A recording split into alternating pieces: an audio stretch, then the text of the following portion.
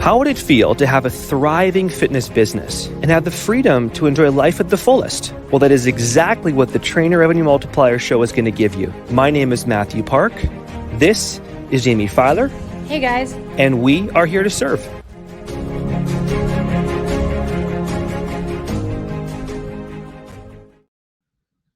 Hello, everybody, and welcome to the Trainer Revenue Multiplier podcast. As always, I am your host, Jaime Filer, and I am joined today by the founder and editor-in-chief of Status Fitness Magazine, Rodney Jang. Rodney, welcome to the show. Thank you, Jaime. Thank you for having me. The pleasure is absolutely ours. I mean, there's really no medium, there's no part of the world that Status Fitness doesn't cover, whether it's your podcast, your model search, the magazine itself, your social media presence. I would love to hear about how you got started. What made you want to bring something like Status Fitness to the fitness industry? Thanks for asking. Many years ago, as most of us, we're always into fitness and health and everything, but we don't really know how to be able to achieve and get the education and information, because there's so much information out there, but it's not necessarily dialed into being accurate and helpful. Okay, so by having the background of a strong interest in that, then I would go and speak with a lot of people in the fitness industry and find out what their backgrounds were, how they came about. And developing that, it just evolved into a point where, hey, a media company would be a terrific thing to be able to work through and to be able to put all these people in a place in a professional type of a network. And with magazines, because we were founded 18 years ago, magazines were very, very, very popular back then. And so with my educational background and the interest, combine those together, it was just an absolute natural fit. That's incredible. That's incredible. And I love that your emphasis is on both the education or the accurate education, but also keeping it interesting, keeping it entertaining as well. How do you think, I mean, with the advent of social media and so many different popular mediums coming out, what do you attribute your ability to pivot and keep up with the newest trends? So a lot of people said, what's going to happen with social media coming out? Because social media was just beginning when the magazine was out. Mm-hmm. And they said, well, with that, is it going to replace it? Is it going to eliminate it? Because everyone can have an Instagram account. Yep. And, so that got us thinking. And so, well, we built our brand, and it was based on credibility. So with doctors, with the top coaches, the top trainers, getting all this information. Well, we realized really quickly that with our platform and with our magazine, we could actually not just pivot, but expand. It's an evolution, more of an evolution. So we keep our name, our brand, but then we add the elements. We add the social media. We add ways to be able to get that message out quicker and faster. So we use that to our advantage to be able to get the information out, but we still stay true to our values of providing credible, accurate information. I love that. So did the change ever scare you, Rodney? Did you ever feel threatened, or did you right away see it as an opportunity for growth? Absolute opportunity for growth, because every time you go into a situation, there's going to be changes. There's going to be changes in a couple more years, but we have to be able to adjust with. Think of it like the water. You have to kind of roll with everything, and with a challenge becomes opportunity.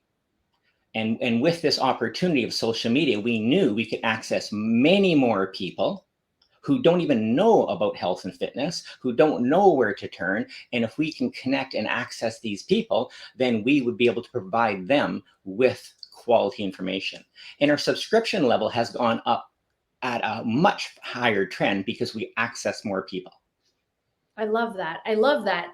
So let's talk about the creators, because you've also gone from, cover models to social media influencers to professional athletes. How have you seen that kind of landscape change? And what do you even think of it? Because you and I were in the industry back when it was only IFBB pros getting these sponsorships, getting magazine covers. And now it's capital I influencers. Yes, with the landscape changing, more people can access more information. They can access information. They can be their own brand, so to speak, which is terrific because it just promotes the sport more and Mhm. the activities and lifestyle and health. Because we have a very busy life, all of us. Everybody has a busy life, whether you're a mother of two, whether you're an entrepreneur, whether you're an employee, whether you're a business owner, it doesn't really matter. Everybody has a busy life and it's getting busier. Yeah. So with the internet and with social media, we can fast track and we can dial in what we're interested in and to be able to access it and apply that to our life to speed things up for us. I love that. I love that. And on the topic of creators, I mean, one of your claims to fame is the studios, plural, that you've created. One is in Los Angeles, California. The other's in Vancouver, BC. What made you? Can you talk a little bit about the creator studio? What's involved, but also why you even opened up that space to creators? Yeah, so this was fundamental and evolution, not a pivot, but an evolution. So with all the people that have Instagram and TikTok now and all these areas, they have lots of interesting fitness information to be able to provide. They have their own platform to be able to go put it out there, but they don't know how to monetize things because they're a one-person show. Mhm. They have a look or a message that they get out, and a lot of people subscribe because it's free to subscribe to somebody's account. Sure. That doesn't necessarily convert into sales. So in order to be able to do that, you have to have professional quality that people would want to spend money on. So if I am an influencer with 500,000 or a million followers, well, I need to be able to engage them, need to be able to give them great value. So I might have that in my head and the stuff that I learned from, but I need a platform. And because I'm a single person, I don't have a team. So where do I get a team? Where do I get a videographer? Where do I get an editor? Where do I get the copywriter? Where do I get the graphic designer? Where do I get all these things? Yeah.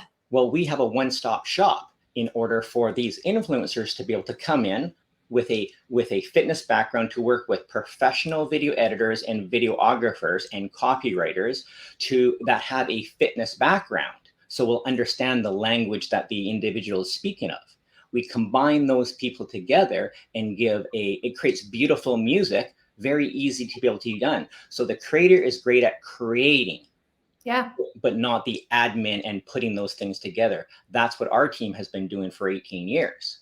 And so it's a perfect marriage to be able to connect to. So in LA, we have one very close to Gold's Gym where we have a podcast room, we have a gym for video and photos, and we have a full kitchen with 3 cameras set up for angles because Jaime, how important nutrition is. And nutrition, you have to eat very clean, but it doesn't have to be boring. Yeah. So if you have fun educational videos that somebody can quickly watch and apply in their life, it sets people up for success. So we have that in Vancouver and we have that in LA, and it's incredibly popular, really every single day. And so I'm curious, do people sign up through a website and they can just book a time slot of 1 hour, 2 hours? Kind of like that, because it's so busy. If we had a time slot to be set up like that, they wouldn't be able. They'd be booked out, 3 months in advance. It wouldn't work that way because it's all about expediting. So if somebody has an idea, they have to go through the area of not just booking out the place like an Airbnb place. This is somewhere where we actually hold your hand. We work through the concepts of what would be popular, how it matches your brand from beginning to end.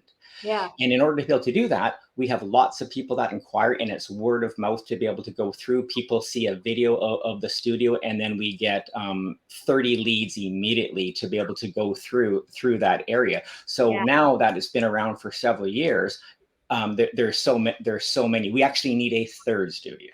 I was going to say, I mean, Florida, Miami, Fort Lauderdale, Tampa, we've got a big scene here. Yes, My friend, let me know when you're coming down. Yes, absolutely. With so much that you've done, Rodney, and how long you've been in the industry and how innovative you've been, what is your take on the saying imitation is the most sincere form of flattery? Because there's no doubt in my mind that magazines, podcasts, even potentially other studios like the ones you made have pulled some ideas from Status. I mean, when you've been around as long as you have, it's inevitable. So how do you feel when you see someone else borrowing some of your IP, as it were? Yeah, very interesting, because in the first 5 years, this happened a lot, and it really bothered us because we put all this work together to get our design style, everything be done, and also the network who we target. So we're very specific on our target market that we go after and the information that we provide.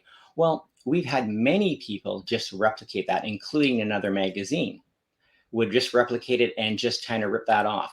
And that was very difficult at the beginning. But then what happened is, if they are always copying, let them copy, because we're still going to be innovative the next month and the next year. So they're always going to be behind. So instead of worrying about the negativity, we just focus on, being innovative and doing what's true to our values of making a difference. I love that. I have a similar philosophy. We call ourselves content creators, but then my friends will say, well, did you see the newest trend? Well, if you're hopping on a trend, you're not creating, you're following, right? You're consuming and then kind of making it your own. Maybe I prefer to, salmon swimming up the current, away from what everyone else is doing. So I absolutely love that. Thank you. What has been one of the biggest changes? You said things aren't the same now as they were 2 to 3 years ago. And in 2 to 3 years from now, they won't be the same again. I mean, I'm going to say in 6 months from now, something else will happen. What do you think one of the biggest changes will go in print and will go in the online digital space has been in the last 5 years? Okay. So back to your question earlier about the pivoting. Well, the magazine is actually more popular now, and the print magazine is actually more popular now. So we're our distributor, and where we get printed. We print in Denver, Colorado, the same one that does the Denver Broncos. So it's a huge printing house to be able to go through. And then we have distributors throughout North America. And what they do is very interesting seeing at their statistics. So they see all the magazines. So they've gone through the amount of magazines that they had 12 years ago is less than there are now. However, the ones that are still around have increased so much that they've actually replaced, and more, the ones that have deceased. Wow. Okay. Yes. Yeah. All And so right. in our case, this is so true. So all fitness influencers and creators, they all have an Instagram account. They all have these areas. But the thing is that now what separates them from everybody else? Yep. Right? It's the same thing. Is it followers? Is it 800,000 followers to 900,000 followers? What is the difference? No, it's the print. So if they can get published in a print publication, they've made it, because now that's the endorsement of credibility. Because now a third-party media source has to acknowledge that you are special, that your story is worth telling. I think that's amazing. And it's also something that can't be purchased. I can't buy an article about myself in Status magazine, but I can certainly go to an Instagram growth campaign service and buy another 100,000 followers, right? Absolutely. That's the third-party credibility piece. Yeah. And that's what the public needs to be able to know, because the public, who do you trust? Do you trust an influencer with 800,000, or do you trust an influencer with 800,000 that has been endorsed by a third-party 18-year-old fitness publication? Yeah. It's very easy for the consumer to be able to make that decision. Yeah. Yep. 100%. And then what would you say has been the biggest change in the online or digital space in the last 5 years? Well, there's more people available. So now what happens is everybody has a phone and everybody has social media accounts. Everyone has internet, actually. So everyone has a phone now, and then everyone has access to internet. And it's not just Wi-Fi. Everyone has the 5G. They have access to it. So you have access to it at any point throughout the day. Yep. Well, knowing that, you can touch more people with that. So now, but now the space becomes noisy. So now what you have to do is to be able to provide quality information to be able to separate, because we have to bid for people's time. Yep. Everybody only has X amount of minutes or hours. So how do we take that time? We have to provide value, extensive value that can benefit their lives solve problems that are happening in their lives to be able to earn their time. So interesting, Rodney. And I'm going to piggyback off the previous question. We're bidding for people's time, which is the most valuable and scarce resource, right? It's non-renewable. Where does Status podcast, where does Status magazine, online blogs come up with ideas for what would be considered valuable to people? How do you guys constantly churn out what people want to read and hear? So we don't know everything. How we learn is by learning. So we go to our target market and we ask. It's simple. We ask, what interests you? So fitness people, so coaches, trainers, fitness enthusiasts, mothers, entrepreneurs, whatever it might be. We ask because everyone has this in common. I don't care how much money you have. I don't care. It doesn't matter anything. The most important thing you can have is your health. Your health and your fitness is number one. There's nothing more important than that. You could have $5 million, but if somebody is suffering from a rare disease that it costs $5 million to solve, you would happily put that money in there to be able to go and pay for that. So health and fitness is number one, regardless of whether your gender you are, what color your skin is, what language you speak. It doesn't matter. So knowing that, we look and we ask the people, what's important to you?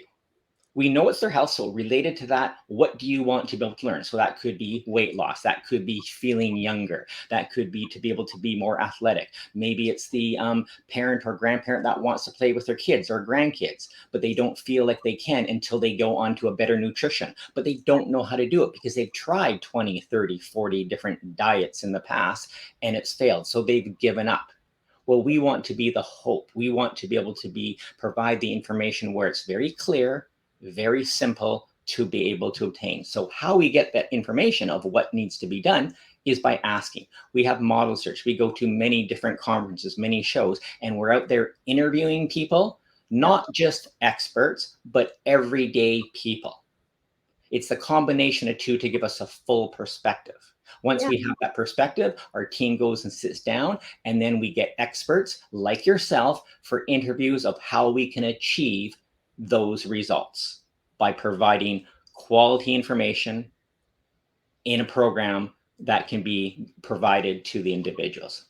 I love that. And I can't see a reason why anyone in the online personal training space couldn't use that exact same framework for their own content creation. I mean, Rodney, it's kept your business alive for 18 years. All you have to do is ask. So I think it's incredible advice for trainers who are like, I don't know what to say. I don't know what to create content about. Ask people what they want to read. Ask them what they want to hear. Let them create the content for you. Yeah, we always think we know what's best. But actually what matters is the simplest, easiest, clearest way is to be able to do exactly that. Ask, because they will tell you. And when you hear that again and again, then that can put you down the right path. Yep. I love it. I love it. So let's segue a little bit more into the online training landscape, because I'm sure a lot of the people who write for Status or just contribute in general or are featured in Status are now online personal trainers, right? Yes, many are. How have you seen what the trainers are focusing on change? Like, what are we writing about now versus what we were writing about then? Well, it really depends. One thing I have to say is with the online trainers, one thing that actually we support them in the regard when we go through an interview off camera, we talk about their niche. There's lots of people that have a personal training. They want to go online because I can work from home. I can access more people, make more money that way. All that is true. But what happens is everybody is online in all different niches. It's very generalized. So if you target everybody, you are going to struggle. It's going to be very, very difficult. So one area is that what are you passionate about? What people can you best relate to? Who can you connect best with? That is the area that you would be able to be targeting. And by doing that, you'll enjoy yourself. You will be passionate about it. You'll be enthusiastic about it. And you will be able to connect with people. And they will be able to trust you, believe in you, And by doing that, you can develop that relationship to be able to find out what the challenges are, and then to be able to provide the solutions. I love that. So again, so your advice would be, I guess once upon a time it was, let's talk fat loss and muscle gain to all males and females everywhere. And now it's like helping busy moms between 30 and 45 with their hormones post-pregnancy. Yes. Yes. Exactly like that. That would be one niche to be able to go for. So you wouldn't take the same niche of 22-year-old athletic boys trying to be able to make professional football or baseball. That would not be the same coach. Yeah. Right.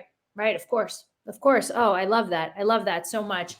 The other thing I've noticed is the popularity rising of business mentors and business mentorship, specifically for online trainers. Because I guess with any budding industry, we need people to coach these people on how to do better. Do you see a lot of that as well? I do. It's absolutely crucial to be able to have a mentor. So you're, as a coach, so say I'm a coach.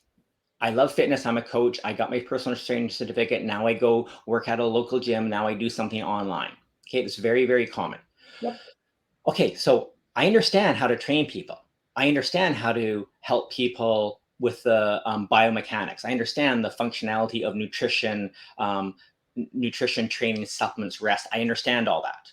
But I don't know how to be able to, what's the difference between a prospect and a client. I don't understand how to be able to move them across the journey. I don't understand any of that. So then guess what? After a while, I put all the time, this is not meant for me. And then I quit. Yeah. Well, that's a shame, because that person's fire is now put out because they don't understand the business aspect of it. Because when you take a personal training certificate program, there's no business course with that to be able to be done. Yep. So thank goodness for mentorship, because mentorship in the niche space of personal trainers can provide what a map, an SOP, plans to be able to take a personal trainer, allow them to do the stuff that they love and passionate about, but to be able to provide them the solutions so they can navigate the terrain that it would be to be able to bring on prospects, to identify what their issues are, and then to be able to lay out the solution in a clear and effective manner. I love that. I love that advice. Rodney, before we finish up, I'm curious, what advice would you give a budding online trainer about gaining credibility, adding value, still providing education while being entertainment in this current climate? How do you stand out?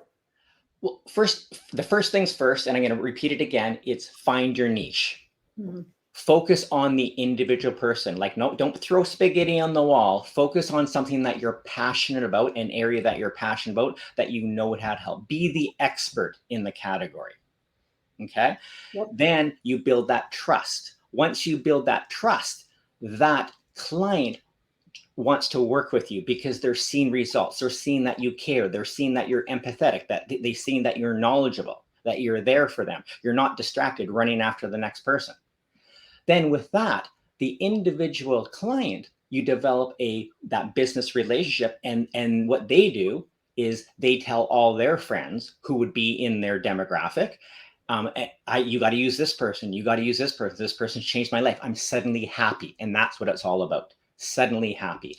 Then, so what happens there is you get the individual, they come over, and then, okay, so it could be on training and then a nutrition plan. Well, at that point they're going to ask you for a nutrition plan. So now you have, let's call it an upsell, an additional piece to the pie, so an a la carte. And then they might want some sort of individual one-on-one mentorship, whether that's in person or whether that is online. So that is another upsell. And then it could be another area where, okay, you have to work on areas like supplementation, which is super effective in a lot of ways. Well, they're going to want your recommendations over somebody else's. So you're increasing the arm, the value of the individual customer to you, so you can focus on them, taking care of them, as opposed to just chasing everyone down the street. Sure. Sure. I love that. I love that so much. Rodney, where can people find you if they want to pick your brain even more or check out the Status Fitness Studios for themselves? So statusfitnessmagazine.com. You can go there at Status Fitness. On all the social media, you can go and connect. We have a team there that is super responsive to be able to go through. And if somebody wants to talk to me personally, they can connect through one of our representatives there, and we'll pass that on through me. Love it, guys. Thank you so much for thank you, Rodney, for your time, your wisdom, your expertise. We really appreciate it. Great catching up, Jamie. You too. Thank you all in podcast land so much for listening. We are at Trainer Revenue Multiplier. If you like what you heard, make sure that you rate, subscribe, share the heck out of this episode to boost us up. Like Rodney said, tell other people if you found something that works for you, that's in your network, and just have the best rest of your day. Awesome.